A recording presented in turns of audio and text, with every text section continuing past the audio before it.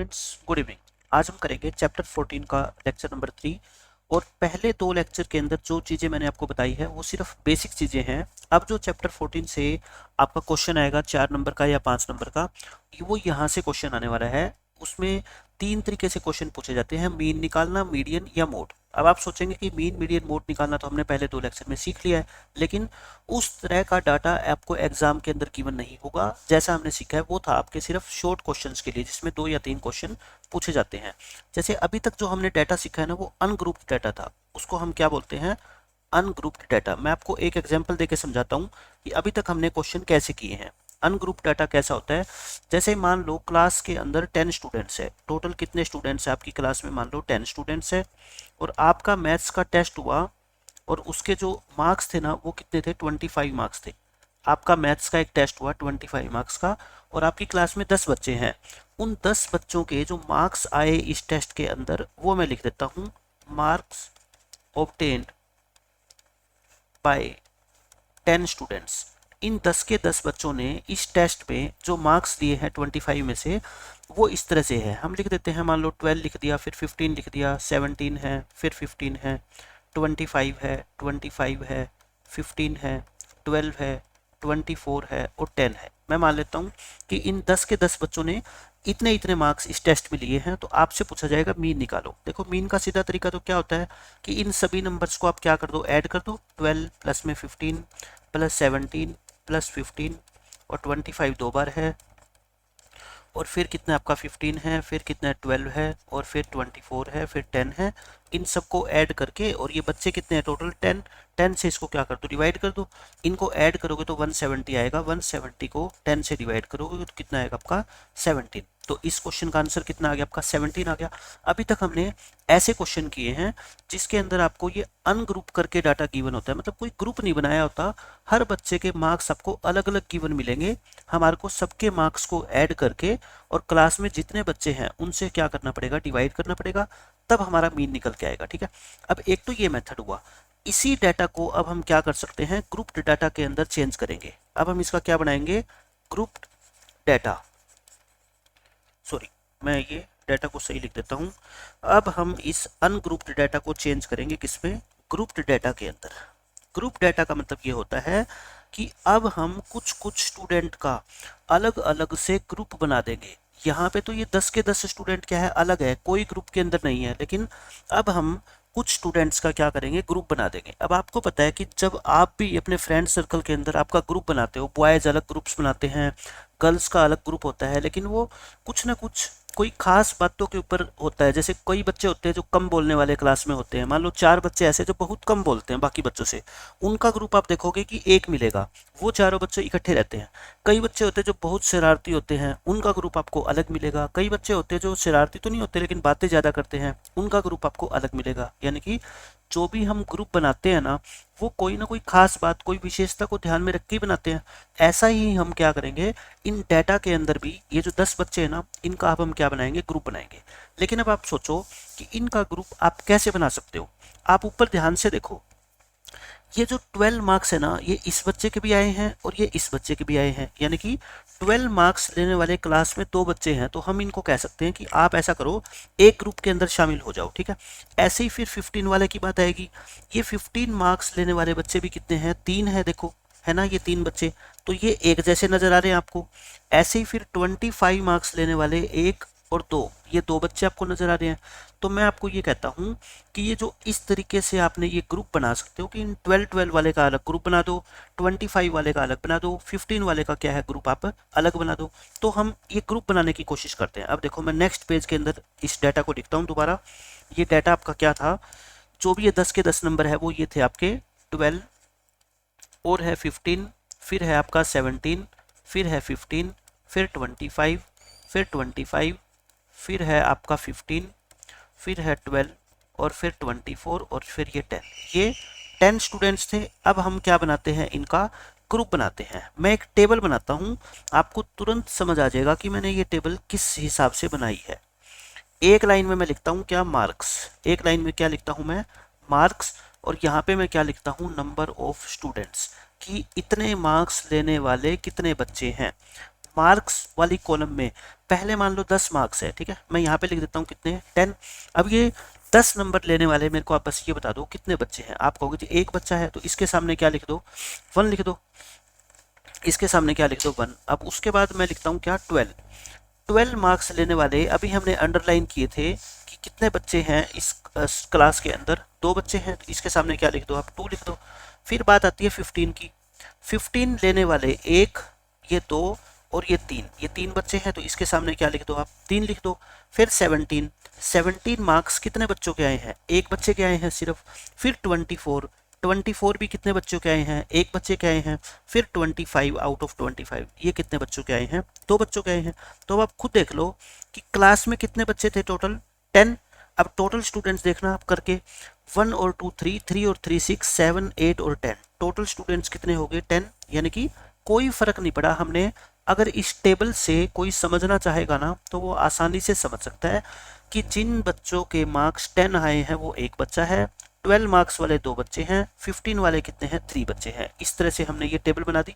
ये हमने क्या बना दिया, इसका ग्रुप बना दिया, और इसको हम क्या बोलते हैं, ग्रुप डाटा बोलते हैं। कौन से डाटा को, जो हमने नीचे टेबल के रूप में दिखाया है, इस डाटा को हम क्या बोलते हैं, ग्रुप्ड डाटा बोलते हैं। और जो मैंने ये टेबल बनाई है ना, ये जो मैंने टेबल बनाई है, इस टेबल का एक नाम है, इस टेबल का नाम है क्या, फ्रीक्वेंसी डिस्ट्रीब्यूशन। इस टेबल का नाम क्या है, फ्रीक्वेंसी डिस्ट्रीब्यूशन। याद रख लो बस कि आगे से पूरे चैप्टर के अंदर जो भी ऐसी टेबल गिवन मिलेगी ना, उसका नाम क्या होगा, फ्रीक्वेंसी डिस्ट्रीब्यूशन होगा। ठीक है, अभी मैं आपको बताऊंगा कि इस फ्रीक्वेंसी वर्ड का मतलब क्या होता है। ये टेबल को क्या बोलेंगे हम, फ्रीक्वेंसी डिस्ट्रीब्यूशन। ये हो गया। अब मैं डेफिनेशन बताता हूँ आपको किसकी, फ्रीक्वेंसी की, ये आप नोट कर लेना। अब मैं आपको बताता हूँ फ्रीक्वेंसी क्या होती है। फ्रीक्वेंसी की डेफिनेशन नोट कर लो। अब आप खुद सोचो, जैसे कि ऊपर डाटा गिवन है आपको, ये वाला डाटा है अनग्रुप डाटा, इसके अंदर 12 कितनी बार आया है, आप कहोगे जी 12 आया है 2 बार। तो यहाँ पे नंबर जो 12 है उसकी फ्रीक्वेंसी कितनी है, 2 है। नंबर 12 जो है उसकी फ्रीक्वेंसी कितनी है, यहाँ पे 2 है। तो मैं यहाँ पे लिख देता हूँ फ्रीक्वेंसी ऑफ 10। पहले 10 की बात करता हूँ मैं, ठीक है, इस टेबल से बता रहा हूँ मैं। इस टेबल के अंदर 10 कितनी बार आया है, एक बार आया है, तो फ्रीक्वेंसी ऑफ 10 क्या है, 1 है। इसी तरीके से फ्रीक्वेंसी ऑफ 12 वो कितनी है, 2 है। इसी तरीके से अगर मैं बात करूं फ्रीक्वेंसी ऑफ 15 वो कितनी है, 3 है, क्योंकि 15 जो नंबर है वो इस डाटा के अंदर कितनी बार है, 3 बार है। फिर मैं अगर बात करूं फ्रीक्वेंसी ऑफ 17 वो कितनी है, 1 है। फ्रीक्वेंसी ऑफ 24 वो भी कितनी है, 1 है। और फ्रीक्वेंसी ऑफ 25 वो कितनी है, 2 है। तो अब शायद आप फ्रीक्वेंसी की डेफिनेशन समझ गए होंगे। फ्रीक्वेंसी का सीधा सीधा मतलब ये होता है कि किसी भी डाटा में, किसी भी डाटा के अंदर, ये पूरा डाटा कहलाता है, मैंने आपको बताया हुआ है ना, ये पूरा डाटा है। किसी भी डाटा में कोई ऑब्जर्वेशन जितनी बार आता है उसे उस नंबर की या उसे उस ऑब्जर्वेशन की क्या बोलते हैं, फ्रीक्वेंसी बोलते हैं। ठीक है, मैं इसकी डेफिनेशन लिखवा देता हूँ, हालांकि एग्जाम में पूछी नहीं जाएगी, लेकिन फिर भी आपको फ्रीक्वेंसी की डेफिनेशन पता होनी चाहिए। फ्रीक्वेंसी का क्या मतलब होता है, in the given data, in the given data the number of times an observation occurs, an observation occurs is called its frequency, is called its frequency। यानी कि मैं हिंदी में लिख देता हूं, दिए गए डाटा में कोई नंबर या कोई संख्या जितनी बार आती है, कोई संख्या जितनी बार आती है उस संख्या को उसकी फ्रीक्वेंसी कहा जाता है। और फ्रीक्वेंसी का हिंदी में मतलब होता है बारंबारता। जो हिंदी मीडियम वाले बच्चे हैं वो इसको ध्यान रखेंगे, बारंबारता बोलते हैं, फ्रीक्वेंसी कहा जाता है। बस ये फ्रीक्वेंसी की डेफिनेशन होती है कि मान लो क्लास में ऐसे 2 बच्चे हैं जिनके मार्क्स 25 आए हैं, तो यहाँ पे 25 की जो फ्रीक्वेंसी होगी वो कितनी होगी, 2। यहाँ पे 15 मार्क्स लेने वाले बच्चे कितने थे 3, तो 15 की जो फ्रीक्वेंसी होगी वो कितनी होगी 3 होगी, ठीक है, ये होगी। अब मैं आपको दोबारा से पीछे वाले टेबल पे लेके चलता हूँ। देखो ये टेबल है, इस टेबल के अंदर ये नंबर ऑफ स्टूडेंट्स वाली जो लाइन है 1 2 3 1 1 2, इनको क्या बोलते हैं, फ्रीक्वेंसी बोलते हैं। और फ्रीक्वेंसी को हम हमेशा ही शॉर्ट फॉर्म में क्या लिखेंगे, एफ लिखेंगे। क्या लिखेंगे, एफ लिखेंगे। और जो ये मार्क्स हो गए इनको हम क्या लिख देंगे, एक्स लिख देंगे। कुछ भी लिख दो आप, कोई फर्क नहीं पड़ता, लेकिन इन जनरल किसी भी बुक में आप देखोगे, किसी भी क्लास में आप देखोगे, फ्रीक्वेंसी को आपको एफ लिखा मिलेगा, और जो मार्क्स वगैरह है, जो एज है, जो वेट है, उसको क्या मिलेगा लिखा, आपका एक्स लिखा हुआ मिलेगा, ठीक है। आप कुछ भी लिख लो, उससे कोई फर्क नहीं पड़ेगा। तो फ्रीक्वेंसी को आप क्या लिख दो, एफ, और मार्क्स को क्या लिख दो, आप एक्स लिख दो। अब नेक्स्ट पेज के ऊपर मैं ये टेबल दोबारा बना रहा हूँ, सेम यही वाली टेबल देखो। और इस टेबल का क्या नाम था, फ्रीक्वेंसी डिस्ट्रीब्यूशन था ना, ये क्या नाम था इसका, फ्रीक्वेंसी डिस्ट्रीब्यूशन। आज का लेक्चर बिल्कुल ध्यान से समझ लो, एक एक चीजें, आपको पूरे चैप्टर में कहीं कोई प्रॉब्लम नहीं आएगी। देखो फ्रीक्वेंसी डिस्ट्रीब्यूशन टेबल बनाते हैं। यहाँ पे मैंने क्या लिखा था, मार्क्स, और मार्क्स को शॉर्ट फॉर्म में हम क्या बोल देंगे, एक्स। और यहाँ पे मैंने क्या लिखा था, नंबर ऑफ स्टूडेंट्स। इसको नंबर ऑफ स्टूडेंट्स भी बोल सकते हैं, या इसको सिर्फ क्या बोल सकते हैं, फ्रीक्वेंसी भी बोल सकते हैं। और फ्रीक्वेंसी को शॉर्ट फॉर्म में क्या लिखते हैं, एफ लिखते हैं। तो आप बताओ मेरे को कि मार्क्स कितने कितने थे, पहले 10 थे, फिर 12 थे, फिर 15 थे, फिर आपके कितने थे 17, फिर 24 और फिर 25, यही थे। अब हम करते हैं इनकी फ्रीक्वेंसी। 12 नंबर लेने वाले कितने, 10 नंबर लेने वाला एक बच्चा था, 12 वाले कितने हैं, 2 बच्चे थे, 15 वाले शायद 3 थे ना, 17 वाला 1, और ये कितना था 1, और ये कितने थे 2, हो गए ना टोटल 10। ये कितने हो गए आपके, टोटल 10 स्टूडेंट्स हो गए। अब आप क्या करो, ये x आ गया, ये f आ गया, हमारे को तो क्या निकालना है, मीन निकालना है। ये टेबल आपको पेपर में गिवन होगी। ये जो टेबल मैंने अभी तक बनाई है ना, मैं आपको ये टेबल खत्म करके दिखाता हूँ। ये टेबल खत्म हो गई, ये टेबल आपको पेपर में गिवन होगी, और आपसे कहेगा इसका क्या निकालो, मीन निकालो। तो मीन का फॉर्मूला क्या होता है, अब मैं आपको समझाऊंगा। देखो एक चीज क्या होगी x, एक क्या होगी f। आपको f और x की क्या करनी है, मल्टीप्लाई करनी है। आपको क्या करनी है, f और x की मल्टीप्लाई करनी है। हर एक क्वेश्चन में जब हम ये करेंगे तो आपको याद हो जाएगी सारी चीजें। ये तो पहली बार है, तब थोड़ा सा हो सकता है आपको डिफिकल्ट लगे। देखो ये f कितनी है 1, और इसके सामने x कितना है 10। इस 10 की 1 से मल्टीप्लाई करो, कितना आ गया 10। 12 की 2 से मल्टीप्लाई करो, कितना आ गया आपका 24। 15 की 3 से मल्टीप्लाई करो, कितना आ गया 45। 17 की 1 से करो, आंसर कितना आ गया 17। 24 की 1 से करो 24, और 25 की 2 से करोगे, कितना आ गया 50। अब इन सबको क्या कर दो, आप ऐड कर दो। यहाँ पे क्या लिख रहा हूँ मैं, एडिशन। इन सबको आप ऐड करोगे तो पता है कितना आएगा आपका, 170 आएगा। कितना आएगा 170, यानी कि x की और f की आपस में मल्टीप्लाई करके उन सबको क्या कर दो, ऐड कर दो। उनका एडिशन कितना आ गया, आप ऐड करके देखोगे 170। जो फ्रीक्वेंसी वाली लाइन है उसको आप क्या कर दो, ऐड कर दो। ये भी क्या है, इनका सम है। फ्रीक्वेंसी का सम करोगे तो ये कितने आएंगे आपके, 10 आएंगे। अब आपको क्या निकालना है, मीन निकालना है। मीन का फॉर्मूला लिख लो, मीन का फॉर्मूला। जो आपने ये f और x का एडिशन किया है कितना आया 170, और जो आपने f का एडिशन किया वो कितना आया 10। इसको 10 से डिवाइड कर दो, कट गया, तो आंसर कितना आ गया आपका 17। और आप खुद देखो, वैसे हमने सिंपल तरीके से निकाला था, ये मैं यहाँ पे दिखा देता हूँ, तब भी तो आपका मीन कितना आया था 17 आया था। मीन आपका दोनों केसेस में सेम ही आएगा, लेकिन इस टेबल बनाने से आपका काम क्या हो जाता है, आसान हो जाता है। क्योंकि उनको 10 नंबर को ऐड करना, ये तो 10 ही थे, अब ऐसे ऐसे डाटा आएंगे कि 50-50 ऑब्जर्वेशन होंगी उसमें, तो वो टेबल बनाने के बाद हमारा काम क्या हो जाता है, बहुत आसान हो जाता है। तो ये समझ गए आप कि f किसको लिखना है और x किसको लिखना है। उसके बाद तो बस f की x से मल्टीप्लाई करनी है, fx को मल्टीप्लाई करके और फिर ऐड करना है, ये एडिशन, और f वाली लाइन को ऐड कर लेना, ये एडिशन। इन दोनों को आपस में क्या कर देना, डिवाइड, यानी कि fx वाले एडिशन को f वाले एडिशन से डिवाइड करना है। कई बच्चे क्या सोचेंगे कि x वाले से भी कर सकते हैं क्या हम डिवाइड, नहीं, आपको x वाले को ऐड नहीं करना। किस किस को ऐड करना है, लास्ट में fx वाली लाइन को, और इससे पहले f वाली लाइन को, बस इनको ऐड करना है। x जो मार्क्स है बच्चों को, उनको आपको ऐड नहीं करना, ठीक है। एक तो ये बात होगी फ्रीक्वेंसी डिस्ट्रीब्यूशन के बारे में। एक मैं आपको बताता हूँ, जैसे बिल्कुल छोटा बच्चा होता है, सबसे पहले हम उसको बताते हैं कि ये प्लस होता है, ये माइनस होता है, ये डिवीजन का सिंबल होता है और ये मल्टीप्लिकेशन का सिंबल होता है ना।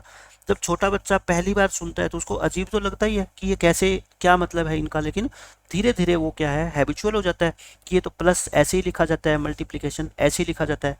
अब मैं एक इसी तरह से आपको ये बताता हूँ कि एक वर्ड होता है इंग्लिश में सिग्मा, ये क्या होता है सिग्मा, और एक इसको बोलते हैं समीशन।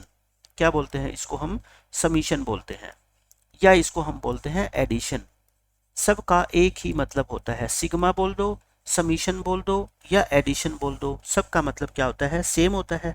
जैसे आपने डिवीजन सुना वर्ड, डिवीजन का मतलब भी आप जानते हो कि दो नंबर्स को आपस में डिवाइड करना, और डिवीजन का आप सिंबल भी जानते हो, है ना, ये होता है। ऐसे ही सिग्मा वर्ड का जो सिंबल होता है वो क्या होता है, ये होता है, ये क्या होता है, इसका सिंबल होता है। क्या होता है, सिंबल। ये बस आपको ई जैसे बनाते हो ना, आप ये समझ लो ऐसे बनाना है। इसको क्या बोलेंगे, सिग्मा, और सिग्मा का मतलब इसका क्या होता है, एडिशन। सिग्मा का मतलब क्या होता है, एडिशन। जैसे पीछे वाले पेज पे मैं आपको लेके चलता हूँ। अब देखो मैंने क्या की थी, ये टेबल बनाई, इस टेबल के अंदर मैंने ये जो एडिशन लिखा था ना, ये एडिशन वर्ड नहीं लिखूंगा अब मैं क्या लिखूंगा, इसको सिग्मा लिखूंगा, क्योंकि एडिशन की जगह मैंने क्या वर्ड यूज कर लिया, सिग्मा, सिंबल यूज कर लिया। अच्छा ये सिग्मा आप किसका निकाल रहे हो, ये बताओ। इसको भी सिग्मा लिखोगे और इसको भी सिग्मा, लेकिन ये तो क्या हो गए, दोनों एक जैसे हो गए सिग्मा, लेकिन है तो अलग अलग।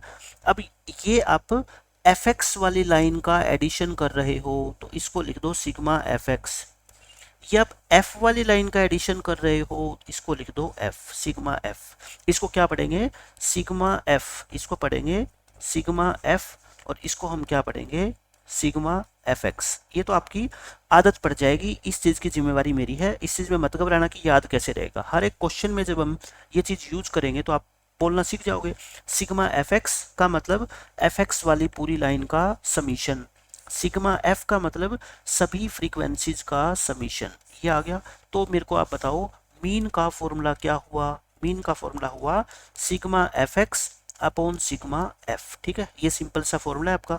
मीन का फॉर्मूला क्या हो गया आपका, sigma F X upon sigma F, मतलब कि एफ एक्स वाली लाइन को ऐड करके उसको एफ वाली लाइन को ऐड कर दो और उससे क्या कर दो, डिवाइड कर दो, आपका क्या निकल जाएगा, मीन निकल जाएगा, ठीक है। ये हो गया आपका, मैंने सिग्मा का मतलब भी आपको समझा दिया, मीन का फॉर्मूला दिखवा दिया। अब आपको मैं बताता हूं कि मीन निकालने के तीन मेथड होते हैं। क्या होते हैं, मीन निकालने के तीन मेथड होते हैं। There are 3 methods to find mean. Mean निकालने के हमारे पास क्या होते हैं, 3 मेथड होते हैं। मैं इन तीनों के आपके नाम बताता हूं और फिर बताऊंगा कि कौन कौन से मेथड आपके सिलेबस में है और किस तरीके से हमने उन मेथड का यूज करके मीन निकालना है। सबसे पहले मेथड को बोलते हैं डायरेक्ट मेथड, इसको हम क्या बोलते हैं, डायरेक्ट मेथड बोलते हैं। सेकंड मेथड आपको मैं सिखाऊंगा अज्यूम्ड मीन मेथड, सब बिल्कुल आसान है, अज्यूम्ड मीन मेथड। और थर्ड मेथड का नाम होता है step deviation method, step deviation method. और स्टेप डेविएशन मेथड का दूसरा नाम होता है शॉर्टकट मेथड। ये मेथड के नाम हमने नहीं बनाए, ये आपकी एनसीईआरटी की बुक्स में चले आ रहे हैं स्टार्टिंग से, तो ये इन्हीं के ऊपर बेस्ड है। इनका नाम है डायरेक्ट मेथड, फर्स्ट मेथड का नाम, second assumed mean method, third कौन सा आपका स्टेप डेविएशन मेथड या शॉर्टकट मेथड। ये आपके सिलेबस में नहीं है, नोट इन सिलेबस। किसकी बात कर रहे हैं हम, जो 2022 में आपका पेपर होने वाला है मार्च में, उसमें ये मेथड नहीं पूछा जाएगा। पिछले 2 सालों से ये कोरोना के कारण जो आपका 30% सिलेबस कम हुआ है, तो ये थर्ड मेथड आपका सिलेबस से हटा दिया गया है। पहला और दूसरा मेथड दोनों इंपॉर्टेंट है, दोनों के ऊपर बेस्ड क्वेश्चन एग्जाम में पूछे जाते हैं। एक ही क्वेश्चन को हम डायरेक्ट मेथड से भी सोल्व कर सकते हैं और अज्यूम्ड मीन मेथड से भी सोल्व कर सकते हैं और तीसरे से भी सोल्व कर सकते हैं। तो फिर आप सोचोगे फिर 2 मेथड क्यों सीखें, क्योंकि पेपर वाला कई बार आपको लिख के दे देगा कि इस मेथड से आप मीन निकालो, डायरेक्ट मेथड से निकालो या अज्यूम्ड मीन मेथड से निकालो, तो हमारे को उस मेथड का यूज करना पड़ेगा। और कई बार एक ही क्वेश्चन के अंदर एक मेथड से मीन निकालना थोड़ा सा लेंदी हो जाता है और दूसरे मेथड से उसी क्वेश्चन का मीन निकालना क्या हो जाता है, आसान हो जाता है। ये भी एक फर्क है, लेकिन आपको सीखने दोनों पड़ेंगे, क्योंकि आपके सिलेबस में अलग से मेंशन्ड है कि एग्जाम में अगर क्वेश्चन वाले ने लिख दिया एग्जामिनर ने कि अज्यूम्ड मीन मेथड का यूज करके मीन निकालो, और आपने डायरेक्ट मेथड से निकाल दिया तो आपका क्वेश्चन गलत माना जाएगा, ठीक है, क्योंकि वो मेथड अलग है और दोनों के दोनों मेथड क्या है, बिल्कुल अलग अलग है एक दूसरे से। अब मैं आपको बताता हूँ कि डायरेक्ट मेथड से मीन कैसे निकालते हैं। मेथड के नाम तो बता दिए, अब क्या सीखने पड़ेंगे आपको, इनकी प्रोसेस सीखना पड़ेगा कि क्या प्रोसेस है। डायरेक्ट मेथड में मीन निकालने का फॉर्मूला है आपका mean is equal to sigma F X upon sigma F. ये जो हमने अभी सीखा था ना पीछे क्वेश्चन के एग्जाम्पल लेके, वही आपका क्या था, डायरेक्ट मेथड था। तो आप समझोगे कि डायरेक्ट मेथड तो सबसे आसान है, हाँ बिल्कुल आसान है सबसे, सिग्मा एफ एक्स अपॉन में सिग्मा एफ। इस मेथड से हम क्या करेंगे, मीन निकाल देंगे और अपना मीन निकल जाएगा, ठीक है, खत्म। अब दूसरा आता है आपका अज्यूम्ड मीन मेथड। ये आप मेथड नोट कर लो अपनी नोटबुक में, लेकिन समझाऊंगा मैं आपको ये बाद में, जब मैं आपको डायरेक्ट मेथड से क्वेश्चन सोल्व करना सिखाऊंगा और आप अच्छे से सीख जाओगे, उसके बाद मैं आपको बताऊंगा कि अज्यूम्ड मीन मेथड का यूज कैसे किया जाता है, ठीक है। आप फॉर्मूला लिख लो एक जगह पे, मीन इज इक्वल टू होता है A plus sigma F D upon sigma F, where ये ए क्या होता है, ए होता है अज्यूम्ड मीन, ए होता है आपका अज्यूम्ड मीन और डी होता है आपका एक्स माइनस ए, एक्स माइनस ए। इसको आप डी भी लिख सकते हो, इसको आप चाहो तो डी आई कर लो, जैसे ये एफ एक्स है ना, या इसको आप ऐसे कर लो एफ आई एक्स आई कर लो, F I X I upon sigma F I, एक ही बात है, ठीक है, आई लगा दो नीचे। यहाँ पे भी आप ऐसे कर सकते हो A plus sigma F I D I upon sigma F I. तो डी आई क्या होता है आपका एक्स आई माइनस ए होता है, ठीक है, यानी कि डी एक्स एफ, इनके आगे आप क्या लगा दो, छोटा सा आई लगा दो। जैसे एफ लिखने की बजाय आप क्या लिख दिया करो, एफ आई। एफ आई का मतलब ये होता है कि F one F two F three, ये अलग अलग फ्रीक्वेंसी को हमने अलग अलग से नाम दे दिया, बस, और कोई मतलब नहीं होता। तो ये मेथड होता है, और एक लाइन नीचे लिख लो डी आई, या सॉरी डी आई नहीं, ये लिख लो ताकि बाद में जब आपको डिवाइज करोगे ना आसान हो जाएगा। ए को हमेशा एक्स आई में से अज्यूम किया जाता है, अज्यूम किया जाता है। एक बार आपको कुछ भी समझ नहीं आएगा ये अज्यूम्ड मेथड, क्योंकि मैंने अभी आपको समझाया नहीं है, लेकिन मैं चाहता हूं कि जो आपके सिलेबस में दोनों मेथड है एक जगह पे लिखे होने चाहिए, क्योंकि जब आपका चैप्टर खत्म हो जाएगा, ये एक्सरसाइज खत्म हो जाएगी आपकी 14.1, तब तो आपको ये मेथड समझ आ ही जाएगा। तो आप अभी से ये लिख के रख लो, ताकि जब आप बाद में रिवीजन करो तो दोनों मेथड आपके एक साथ आपको मिल जाए। तो ये डायरेक्ट मेथड है और ये क्या है आपका अज्यूम्ड मीन मेथड है। अब मैं आपको बताता हूं कि एक डाटा दूसरी तरह का भी डाटा आता है। अब मैं आपको बताता हूं कंटिन्यूअस डाटा, कंटिन्यूअस डाटा, इसके बारे में देखो। जैसे मान लो आपकी क्लास में बच्चे कितने थे, 10 थे। अगर बच्चे 10 हो तो उनका मीन आप अलग अलग से भी निकाल सकते हो, यानी कि सभी 10 नंबर्स को ऐड करके 10 से डिवाइड कर दो, या हमने जो पीछे टेबल बनाई थी उस टेबल से भी निकाल सकते हो। लेकिन एक बात बताओ, अगर आपकी क्लास में बच्चे 100 हो जाए, बच्चे कितने हो जाए, 100 हो जाए, तब तो आप कहोगे सर उस टेबल को बनाना बहुत मुश्किल हो जाएगा। मान लो आपका पेपर जो है ना वो कितने नंबर का है, 50 नंबर का है, टोटल मार्क्स कितने आपके 50, और नंबर ऑफ स्टूडेंट्स कितने हैं 100, क्लास में नंबर ऑफ स्टूडेंट्स कितने हैं 100 है। अब ऑब्वियस है कि 50 नंबर में से 100 बच्चे हैं, तो किसी बच्चे के नंबर 0 आए होंगे, किसी के 50 आए होंगे, किसी के 49, किसी के 47, यानी कि ऐसे बहुत सारे नंबर होंगे। तो फिर आप खुद सोचो टेबल बनानी कितना मुश्किल हो जाएगा कि 47 नंबर भी आए हैं मान लो 3 बच्चों के, 50 नंबर भी आए हैं मान लो 3 बच्चों के, और फिर आप उन सबको क्या करोगे, फ्रीक्वेंसी लिखोगे, मल्टीप्लाई करोगे, ऐड करोगे, यानी कि ये तो बहुत ज़्यादा लेंथी क्वेश्चन हो गया। तो ऐसा तो हम कर नहीं सकते। तो उसके लिए एक नई तरह का डाटा बना है जिसको बोलते हैं कंटिन्यूअस डाटा। हम इसके क्या बना देते हैं पता है, अब हम ग्रुप्स बना देते हैं in the form of class intervals. हम कुछ क्लास इंटरवल्स का यूज करके इनका ग्रुप बना देंगे। जैसे मान लो मैं इसका आपको एग्जांपल देता हूँ, 50 मार्क्स का आपका टेस्ट है, आपका टोटल टेस्ट कितने का है 50 मार्क्स का। एक बच्चे ने टीचर को सलाह दी कि सर अलग अलग बच्चों के मार्क्स काउंट करने की बजाय मैं आपको एक सलाह देता हूँ या देती हूँ, आप ऐसा करो जिन भी बच्चों के नंबर 0 और 10 के बीच में आए हैं ना, उनका आप ऐसा करो एक ग्रुप बना दो, उनका क्या करो एक अलग से ग्रुप बना दो, चाहे उस बच्चे के नंबर 0 आए हो, चाहे 9 आए हो, चाहे 7 आए हो, उन सबको एक ही ग्रुप में डाल दो। ठीक है, टीचर ने उस बच्चे की बात मान ली कि हाँ ये तो आइडिया सही है।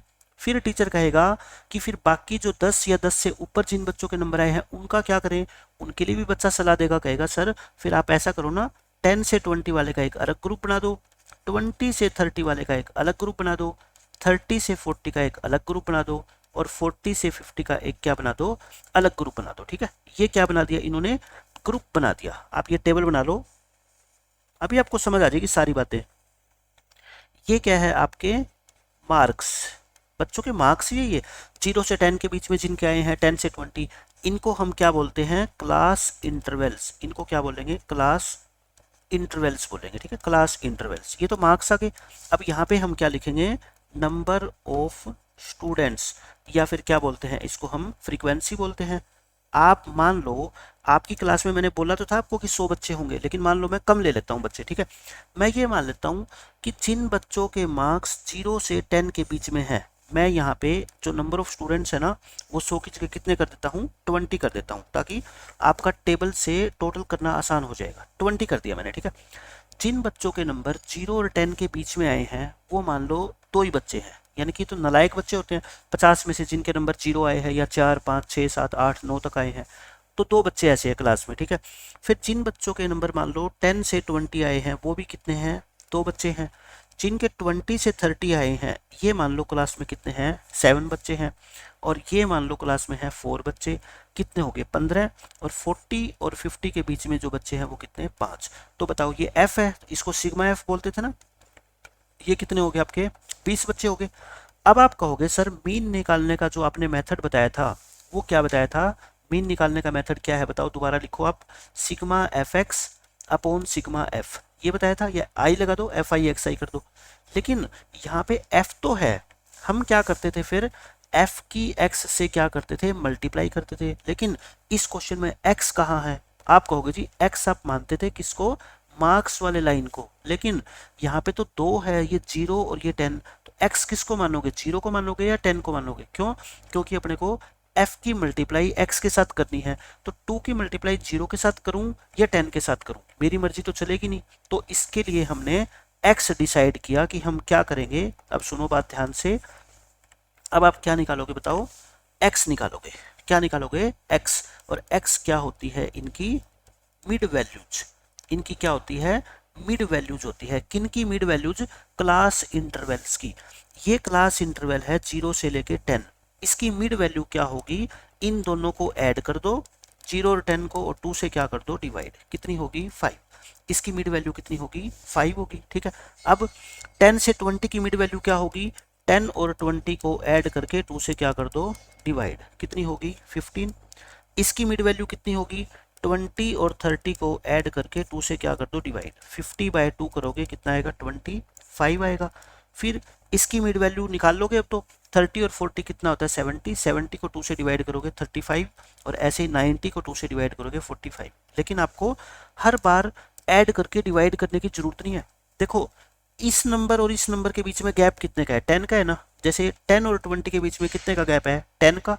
तो पहला आप मिड वैल्यू निकाल लो 5, उसके बाद 10 10 इंक्रीज करते जाओ, 5 + 10 15, 15 + 10 25, 25 + 10 35 + 10, ये हो गया। अब बस काम खत्म, अब तो f भी आ गया, x भी आ गया। अब नेक्स्ट अपना क्या स्टेप होता है, अपन क्या निकालते हैं, f × x निकालते हैं, यानी कि f और x की क्या करेंगे, मल्टीप्लाई। तो कर दो, ये रहा f, ये रहा x, दोनों की मल्टीप्लाई करो, 2 5 जा 10, ये कितना हो गया आपका 30, ये कितना हो गया 175, ये कितना हो गया 140, और 45 को 5 से करोगे 225। फिर हम क्या निकालेंगे, सिग्मा एफ एक्स निकालेंगे, इनको ऐड करो, 5 और 5 कितना हो गया 10, 23 और 14 37, 37 और ये कितने आ गए 17 54 और 3 57 58, 580 हो गया, ये हो गया। अब हम क्या निकालेंगे, मीन निकालेंगे। और मीन निकालने का तो आपको पता है एक ही तरीका होता है, sigma F X upon sigma F. Sigma F x अभी हमने देखो ऐड किया तो कितना आया 580, और फ्रीक्वेंसी का टोटल कितना था 20, 580, और क्लास में टोटल बच्चे कितने हैं 20, एक 0 से एक 0 कट गई, 58/2, ये कितना आ गया आपका 29। ये 29 हमारे इस क्वेश्चन का क्या आ गया, आंसर आ गया। ठीक है, तो यानी कि मीन निकालने का आपको ये मेथड भी आना चाहिए। मेथड वही है, बस इसमें आपको क्या गिवन होंगे, डायरेक्ट एक्स गिवन नहीं होगा, इंटरवल बना के गिवन होंगे। क्या गिवन होंगे, इंटरवल। और एक्स कैसे निकलेगी, इन सभी इंटरवल की मिड वैल्यूज। और मिड वैल्यूज कैसे निकालते हैं, ये 0 से 10 अगर इंटरवल है तो 0 और 10 को ऐड करके 2 से क्या कर दो, डिवाइड कर दो। ठीक है, ये इस तरह का अगर डाटा आपको पेपर में गिवन आता है तो आई थिंक अब आसानी से इनका मीन निकाल दोगे। अब मैं आपको कुछ और चीज़ें बताता हूँ जो सब्जेक्टिव के लिए भी और ऑब्जेक्टिव के लिए भी, दोनों क्वेश्चंस के लिए बहुत ज़्यादा इंपॉर्टेंट है। देखो, जैसे हमने क्या लिखा, क्लास इंटरवल लिखा। ये सारी चीज़ें अभी आपके लिए क्या है, नई है, लेकिन एक बार आपने सीख ली तो फिर आपका पूरा चैप्टर आपको आसान लगेगा। क्लास इंटरवल कैसे कैसे थे बताओ, 0 से 10, फिर 10 से 20, 20 से 30, 30 से 40 और 40 से 50। ये सारे के सारे क्या है, आपके क्लास इंटरवल है। ये क्लास इंटरवल है। एक होता है आपका क्लास साइज। क्या होता है, क्लास साइज। क्लास साइज का दूसरा नाम होता है size of class interval. Class interval का साइज कितना है, इसकी आपको मैं बताता हूं कि पेपर में 1 नंबर का क्वेश्चन भी आता है ये, कि निकालो क्लास साइज निकालो या साइज ऑफ क्लास इंटरवल निकालो। देखो, ये 0 से 10 एक क्लास इंटरवल था।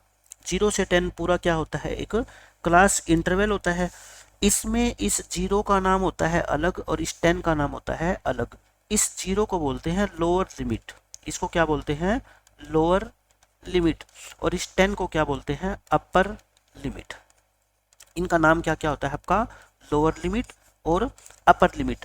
ऐसे ही 10 से 20 है मान लो क्लास इंटरवल, इस 10 को क्या बोलेंगे, लोअर लिमिट बोलेंगे, और 20 को क्या बोलेंगे, इस इंटरवल की अपर लिमिट बोलेंगे। तो समझ गए आप लोअर लिमिट और अपर लिमिट का क्या मतलब होता है। ठीक है, पहले वाले नंबर्स को लोअर लिमिट और बाद वाले को अपर लिमिट। तो क्लास साइज क्या होता है, क्लास साइज का फॉर्मूला नोट कर लो। क्लास साइज का फॉर्मूला होता है, अपर लिमिट में से आप क्या करोगे, अपर लिमिट में से लोअर लिमिट को माइनस कर दो। अपर लिमिट में से लोअर लिमिट को क्या कर दो, माइनस कर दो। जैसे मान लो मैं कोई भी इंटरवल लेता हूँ, ये इंटरवल ले लिया मैंने, इसकी अपर लिमिट कितनी है, 30। 30 में से 20 को क्या कर दो, माइनस। आंसर कितना आ गया, 10। तो क्लास साइज क्या आ गया अपना, 10 आ गया। आप किसी से भी निकाल लो, चाहे इससे निकाल लो, चाहे इससे निकाल लो, इससे निकालो, इससे निकालो, सभी का आंसर क्या आएगा, सेम आएगा। तो क्लास साइज निकालने का फॉर्मूला पता लग गया। क्लास साइज क्या होता है आपका, अपर लिमिट माइनस में लोअर लिमिट। और क्लास इंटरवल आपको पता लग ही गया, क्लास इंटरवल 40 से 50 है, तो इस 50 का नाम क्या होता है, अपर लिमिट, और इस 40 का नाम क्या होता है, लोअर लिमिट। ये भी आपको पता होना चाहिए, क्योंकि एग्जाम में किसी भी तरह के क्वेश्चन पूछे जाते हैं जो आपके 40 शॉर्ट क्वेश्चंस आएंगे, एमसीक्यूज भी आएंगे, फिल इन द ब्लैंक्स भी आएंगे, वेरी शॉर्ट क्वेश्चन भी आएंगे। तो आपको ये सारी की सारी बातें क्या है, पता होनी चाहिए। ठीक है, एक तो ये बातें होगी। अब मैंने आपको क्या बताया था, मिड वैल्यूज। मैंने आपको क्या बताया, मिड वैल्यूज। मिड वैल्यूज को हम क्या नाम देते थे, एक्स। जैसे हमने क्या लिखा था यहाँ पे, क्लास इंटरवल्स लिखा था। क्लास इंटरवल फिर से लिखता हूँ मैं, 0 से 10, 10 से 20, 20 से 30, 30 से 40 और 40 से कितना था आपका, 50 था। ये था। अब हमने क्या निकालनी है, इनकी मिड वैल्यूज निकालनी है। मिड वैल्यूज का फॉर्मूला क्या होता है, आप मेरे को बताओ। मिड वैल्यूज का अभी तक मैंने फॉर्मूला नहीं बताया, सिर्फ क्या लिखा था कि 0 और 10 को जोड़ के 2 से क्या कर दो, डिवाइड कर दो, है ना, 5। लेकिन आप कहोगे सर 0 को तो हम क्या बोलते हैं, लोअर लिमिट, और 10 को क्या बोलते हैं, अपर लिमिट। यानी कि मिड वैल्यूज निकालने का फॉर्मूला हो गया आपका, अच्छा मिड वैल्यू का दूसरा नाम और लिख लो, मिड वैल्यूज कह लो या इनको क्लास मार्क कह लो। क्या कह लो, क्लास मार्क। मिड वैल्यू कह लो या क्लास मार्क कह लो, एक ही बात होती है। और इसका फॉर्मूला क्या हुआ, lower limit plus upper limit, और इसको 2 से क्या कर दो, डिवाइड। हम ऐसे ही तो करते हैं, देखो। तो ये कितना आएगा, 5। इन दोनों को ऐड करके 2 से डिवाइड करोगे 15, इन दोनों को ऐड करके 2 से डिवाइड करोगे 25, इनको ऐड करोगे तो कितना आएगा 35, और इनको ऐड करके 2 से डिवाइड करोगे कितना आ गया 45। तो ये मैंने आपको क्या बताई, मिड वैल्यूज निकालना, या इसका दूसरा नाम क्या होता है, क्लास मार्क्स निकालना। क्लास मार्क्स कह लो या क्या कह लो, मिड वैल्यू कह लो। ठीक है, तो आज के लेक्चर में मैंने आपको सारा का सारा बेसिक बता दिया कि डाटा किस किस तरह का होता है, क्लास साइज कैसे निकालते हैं, क्लास इंटरवल क्या होते हैं, मीन निकालने के फॉर्मूले क्या होते हैं, नेक्स्ट लेक्चर के अंदर अब हम करेंगे एक्सरसाइज 14.1 और वो एक्सरसाइज हम कंप्लीट कर लेंगे अगले लेक्चर के अंदर। अब आपकी इस चैप्टर के अंदर कोई भी समस्या आने वाली है नहीं, क्योंकि सारा का सारा बेसिक्स मैंने आपका क्लियर कर दिया है। ठीक है, मिलते हैं नेक्स्ट लेक्चर में। Bye bye, take care.